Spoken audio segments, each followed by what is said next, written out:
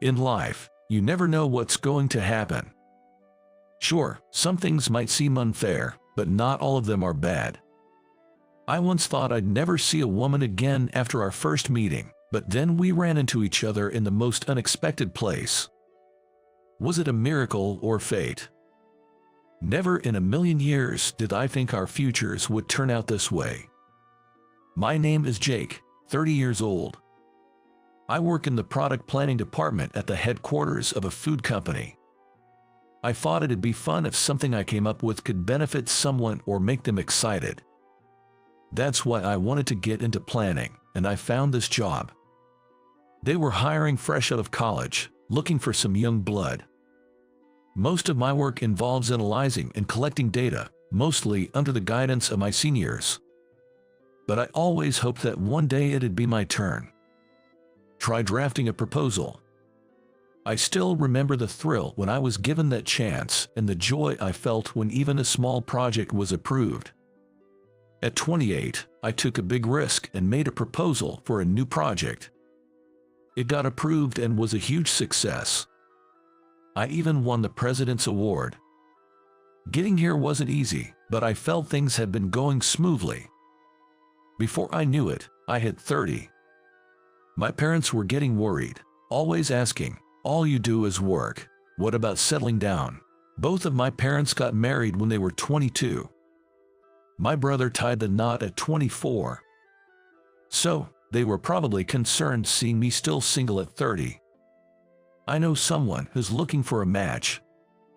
My mom suggested an arranged date. The idea didn't excite me, but my mom said, "It's not as formal as you think. Why not give it a shot?" Apparently, she had already shown that person my picture. I was annoyed she did that without asking, but she said the response was positive. The woman's name is Catherine. She's 28 and works as a nurse. "I'll send you her picture, take a look." My mom, sounding quite excited, hung up the phone without waiting for my response. Soon after, a picture and a message were sent to my cell phone. She's the one in the middle. It looked like a fun pic with her colleagues. She had her hair neatly tied up, and her smile was radiant. My phone buzzed again, a message from my mom. "Jake, she's totally your type, right?" My brother had seen the photo too and thought Catherine was right up my alley. That's my brother. He hit the nail on the head, and I couldn't help but laugh out loud reading my mom's message. To be honest, I've been so consumed with work since starting my job that I haven't been dating. Now, I'm not even sure how to go about finding someone. I do think about getting married someday. I felt like maybe it wouldn't hurt to just meet up once. It seems the lady in question, Catherine, isn't keen on a formal arranged date either. The idea was for the two of us to meet up and maybe grab dinner. We decided to have a date, but just the two of us without any matchmakers. We exchanged contact information and set a date. It turned out both of us were free the following Saturday. I was looking forward to the day we'd meet. However, on the day before the date, an unexpected situation arose. "You've got a transfer order." Called into the manager's office, I took the order and my eyes widened. "Is this?" I was at a loss for words. The sudden transfer was shocking enough, but to top it off, the new location was in what could be described as a rural branch office in another state. I have heard that the department has a small number of employees and is just a task-oriented department. Within the company, it had a certain reputation as where the sidelined employees ended up. Seeing my shock, the manager said, "It's perfect for you. You can speak your mind and work as you like." Apparently, he had recommended me for this transfer. While HR and the higher-ups were skeptical, the manager was convinced that I'd bring fresh energy and boost business, or so he claimed. Whether it was true or not, I heard the CEO had high hopes for my transfer too. "You're lucky," the manager said with a smirk. Why did this happen? That's when it hit me after hearing the words, "You can speak your mind and work however you want." Ever since I won an award within the company, the manager's attitude towards me changed drastically. "Hey, Jake, where's that report I asked for?" Looking back, that was the beginning. "Which one are you referring to?" "You know, the one I asked for a week ago," he retorted, his brows furrowing with frustration. But I had no recollection of him asking, and it was rare for him to make direct requests. Without any specifics, he publicly reprimanded me. "Don't get ahead of yourself, all right? I don't know why the director lied about asking me to do it, but he just lectured me and left." There were no urgent follow-up instructions either. I figured he must have been mistaken. However, from then on, he became more confrontational, often making snide remarks. That's when it hit me. A while back, there was a project that the manager pushed through based on his whims. Most of its content was his brainchild. However, it resembled a proposal that had been rejected in the past. Other companies had tried something similar and failed, and it wasn't in line with current market needs. While many disagreed, no one dared to oppose the manager. I, however, offered him some advice. It seems he didn't take kindly to it. That's probably why he targeted me. I regretted speaking up, but continued to work diligently while trying to avoid upsetting him. Seems it didn't work. And as a result, I got what felt like a demotion. "You're moving in 2 weeks. Make sure you hand everything over properly." With that, the manager walked away with a spring in his step. Now, with this transfer looming, the arranged date was the last thing on my mind.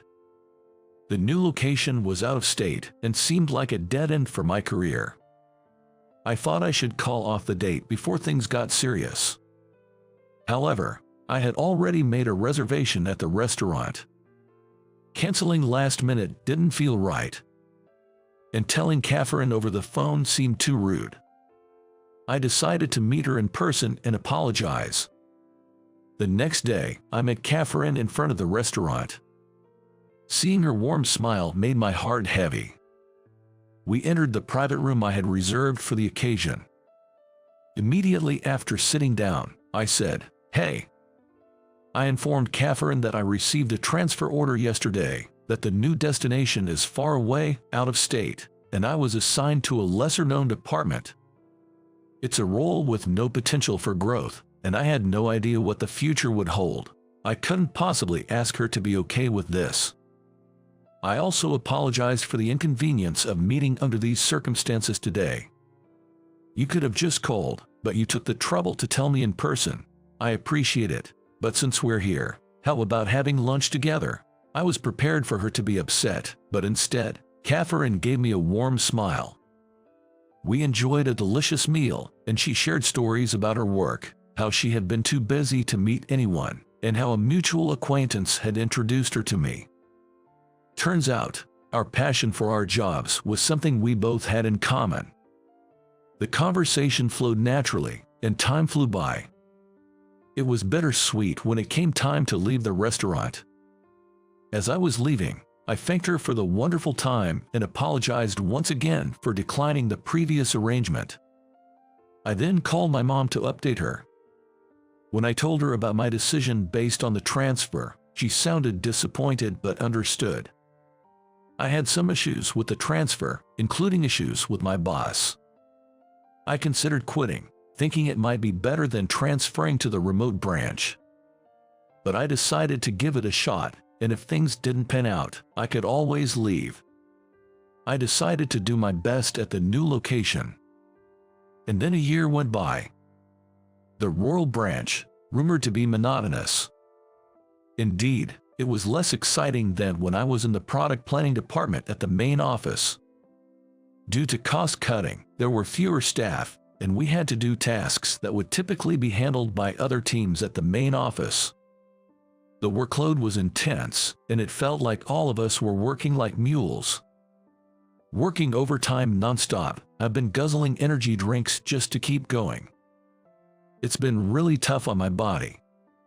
And then, on a scorching summer day, as I was heading to the bus terminal, I suddenly felt unwell. I tried to sit on a bench but felt dizzy. I collapsed. I was suffering from mild heat stroke at this time.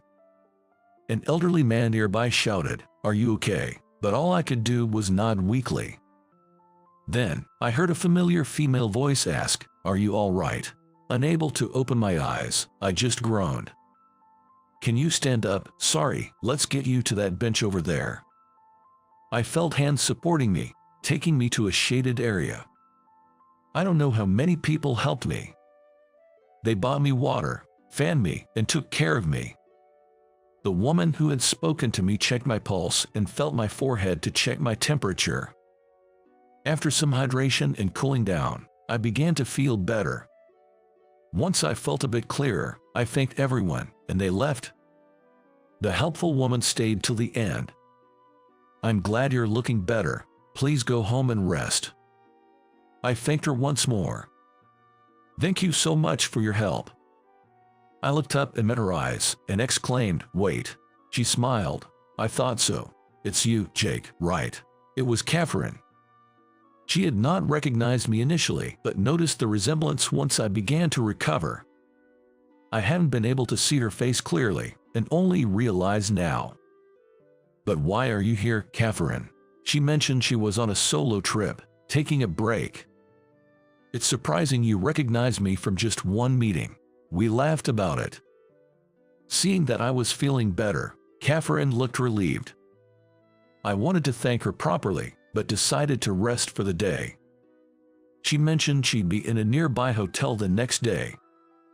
We agreed to meet up the next Saturday. And the next day, I called my office right after and took a proper day off, and my body recovered. I let Catherine know that I was feeling better. While eating at a recommended upscale restaurant, I asked Catherine why she was traveling alone. Catherine wanted to be healed by nature while taking in the sights of various regions. But I could sense a hint of sadness in her expression. I'd get pretty worn out, so I took some time off on a whim. Catherine said that, though her smile looked forced. "How about you, Jake?" She shifted the topic to me, and I shared my recent happenings. I talked about my less satisfying job compared to before, and vented a bit. I realized how much I love the projects I used to work on. I'm not quite content with my current environment.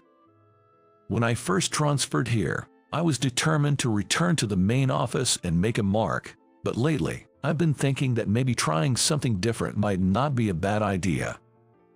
Hearing that, Catherine mused, "Maybe I should come over here. The air is fresh, and it's comforting." She looked distant. Her expression was still somewhat downcast. "What happened?" I asked out of concern. It turned out that her solo journey wasn't just for vacation. Catherine is a nurse at a major hospital. She works in a hospital ward and has a large number of patients that one person handles. While she's proud of her nursing career, she feels she's been too emotionally involved with each patient, which has drained her spirit. She started to wonder if nursing might not be the right career for her. She thought she had overcome such feelings a long time ago, but now they're resurfacing. She's contemplating quitting her nursing job. Not all of them are discharged from the hospital in good health. It might be even tougher than I imagine. Though it's not my place to say, I offered, "Maybe you need a break. Taking some time off can be necessary." It felt like I was talking more to myself than to Catherine. "Maybe I should quit too," I exclaimed with a stretch and a grin. For some reason, I blurted out something completely unexpected. "If you're up for it, why don't we travel together?" What was I thinking? But it wasn't a lie. What was it? I had this vague feeling that things might be better if Catherine and I were together. Catherine looked surprised but then bashfully nodded, "If you're okay with me." "Daddy." "Oh, Michael, what's up today?" I crouched down to lift my energetically running son. The clinic was only half day today, so I picked up Michael from daycare. Today is a community event day at the coastal town center. There are stalls selling fresh seafood, grilled fresh fish, and booths with toys and food that children love. I'm here today as an employee of the company organizing this event. Since my reunion with Catherine, I'd casually mentioned traveling together. It became a reality. We both thought it was just a spur of the moment. I quit my job, and Catherine quit nursing. Since both of us had been working so much, we hadn't spent much. We had plenty saved up for our journey. We traveled around the US on a whim. While I knew I wanted to start something new and loved planning, I wasn't clear about what else I was interested in, or whether I wanted to work in the food industry again. Catherine thought that taking a break might give her a new perspective. The reason she agreed to my wild idea was she hoped the trip would offer some clarity. One of the places we visited is the coastal town we now call home. The scent of the sea was ever present, and every meal we had was delicious. Moreover, throughout our stay, the warmth of the townsfolk was truly comforting. Catherine felt the same way. After our journey, we both considered settling down here. To settle down, we needed to find a job. I wanted to work in planning, so I checked a job listing website and saw that the event company I was working for was hiring. Based on my past work, whether it was in food or miscellaneous goods, I had been thinking narrowly, but I immediately thought, this is it, for someone else. To bring excitement. My core reasons for wanting to work in planning hadn't changed. The event company's website made my heart race even more. That's how I ended up joining the event company. And Catherine, she found work at a clinic. Catherine, who took the time to reflect on herself during our travels. She remembered when she aspired to be a nurse. If she could support someone, even just a little. She realized her pride in nursing and her feelings hadn't changed. During our travels, there were several instances where Catherine assisted sick people. Perhaps it's a nurse's intuition. Not that they were collapsed or huddled, but by observing their movements and complexion, Catherine would approach and ask, "Are you okay?" With swift actions, she'd calm them down, or make them feel a bit better, just like she did for me. I often think nursing is her true calling. I believe Catherine realized that too. Without hesitation, Catherine searched for a nursing job. And she found her current clinic. The clinic is closely connected to the local community. She said she hoped to support the folks in our beloved town. Our trip with Catherine, though spontaneous, never felt out of place. Being with her felt natural, or rather, there was an overwhelming sense of excitement. Our bond quickly grew closer. After living in this town for a while, with the thought, if it's with Catherine in mind, I made a heartfelt confession, almost like a proposal, asking, "Would you stay with me from now on?" To my joy, Catherine felt the same way. We dated for about a year, and then we got married. And then our son, Michael, was born. By the way, my family wasn't surprised when Catherine and I got married. They had anticipated this from the time we started our trip. Especially my mom and older brother, they still claimed they played Cupid.